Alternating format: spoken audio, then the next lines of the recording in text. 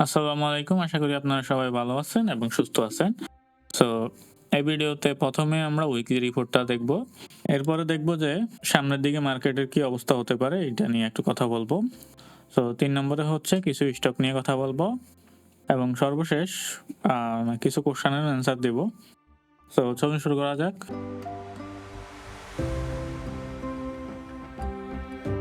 তো প্রথমত মার্কেট যে সপ্তাহ গিয়েছিল, ওই সপ্তাহে আপনার কিছুটা সময় ভালো ছিল। ১ম দিন যদিও খুব ভালো ছিল, ২য় দিন আপনার হঠাৎ করে ভলিউমটা বৃদ্ধি পেয়ে গেছিল। এরপরে আপনার পরের দিন আমরা একটু সমস্যা দেখছি যে আপনার ক্যান্ডেলটা খুব ভালো ছিল না এবং ভলিউমটা আসলে আপনার আগের দিনের সমান ছিল। সো যেটা একটা সমস্যা হয়ে গেছিল। সো আবার পরবর্তী ২ দিনে বুধবার এবং বৃহস্পতিবার আমরা দেখছি যে মার্কেট কিন্তু একটা ভালো ফলাফল দিচ্ছে। যে কারেকশনটা হইতে চাইছিল ওইটা থেকে উঠে আসছিল। তো আপনি যদি পরের সপ্তাহের কথা চিন্তা করেন যে নেক্সট উইকে মার্কেট কি উপরে যাওয়ার পসিবিলিটি আছে? হ্যাঁ, আমি বলব যে পসিবিলিটি খুবই ভালো। সামনের দিকে আপনার ভলিউমটা একটু ধরে রাখতে হবে। সো ক্যান্ডেল পজিটিভ দেখে ভলিউমটা ধরে রাখলে মোটামুটি মার্কেট পজিটিভ আমরা দেখতে পাবো। এখন চলেন আমরা উইকলি ইয়েটা দেখি, রিপোর্টটা দেখি। সো স্টকের মধ্যে আমরা যদি দেখি, ১ম এ হচ্ছে টপ স্টকে পার্সেন্টেজ ওয়াইজ যদি দেখি, রেজেন্ট টেক্সটাইল সবার উপরে।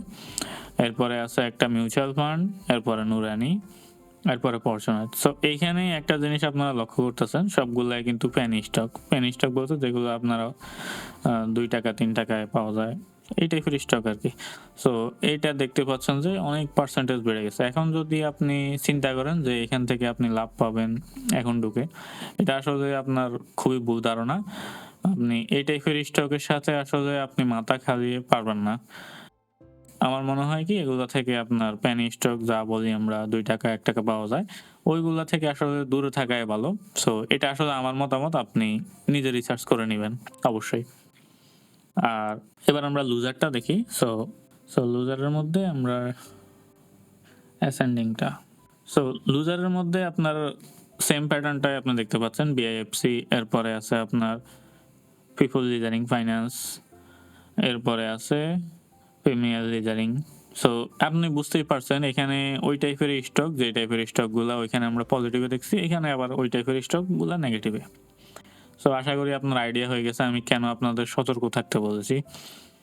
মার্কেট সাধারণত যখন উপরের দিকে যায় তখনই আপনারা এই টাইপের স্টক দেখবেন যে হুটহাট উপরে উঠে যায়। সো এটা থেকে একটু সতর্ক থাকা দরকার। এই যে কারণে মূলত আজকের ভিডিওটা তৈরি করা। আর এখন ২ টা স্টক নিয়ে কথা বলব। সো ১ম এ জিপি নিয়ে কথা বলছি। সো এটা নিয়ে মনে হয় কথা বলছিলাম ২-১ দিন আগে। এখানে আপনার হিস্টোগ্রামটা তো পজিটিভ দেখতে পাচ্ছেন, ক্যান্ডেলও পজিটিভ এবং সাথে যে ভলিউম আছে ওইটা কমে যাচ্ছে। সো সাধারণত এই টাইপের টেকনিক্যালে আপনার ভলিউম কমে যাওয়ার পরে একটা সময় আরো ছোট হয়ে যাবে। এরপরে উপরের দিকে ওঠা শুরু করবে। এটা ভলিউম অ্যানালাইসিসের মধ্যে পড়ে যায়। এবার ব্যাট-বিসি নিয়ে কথা বলি। সো ব্যাট-বিসি আপনার ২৫০ এর আশেপাশে থাকে। এই জায়গায় আপনার এই প্রাইস পয়েন্টে এটা একটা ভালো। আপনার এটা রিকভারি হওয়ার সময় এসে গেছে। সো এটা রিকভারি হয়ে গেলে আপনি মোটামুটি ভালো একটা পার্সেন্টেজ ওয়াইজ লাভ করতে পারবেন। তবে এটা ১-২ দিনে হবে এমন না। ব্যাট-বিসির ক্ষেত্রেও আবার জিপির ক্ষেত্রেও এটা মাসখানেক সময় নিতে পারে বা ১৫ দিন ২০ দিন যায় সময় নেয়। সো আশা করি আপনি বুঝতে পারছেন।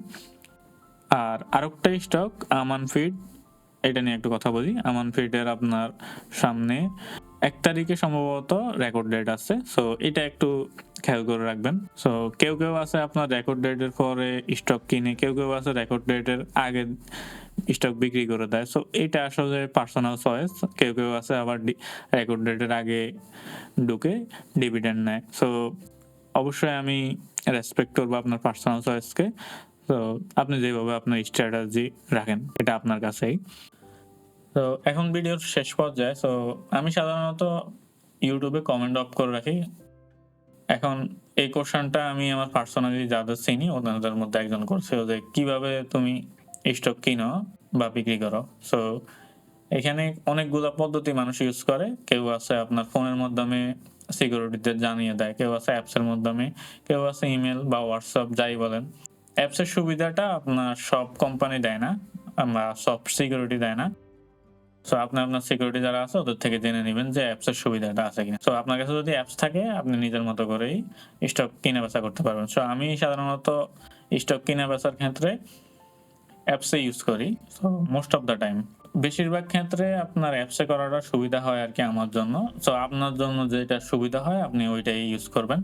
আবার একটু মনে করাই দিই, কোনো সিকিউরিটি কিন্তু অ্যাপস থাকে না শেয়ার বেচা কেনার জন্য। সো ওরা ফোন কল বা ইমেইলের মাধ্যমেই শেয়ার বেচা কিনা করে। সো এক্ষেত্রে আপনি আপনার মেসেজগুলা লক্ষ্য করবেন যে আপনার শেয়ার কিনা হইছে কিনা।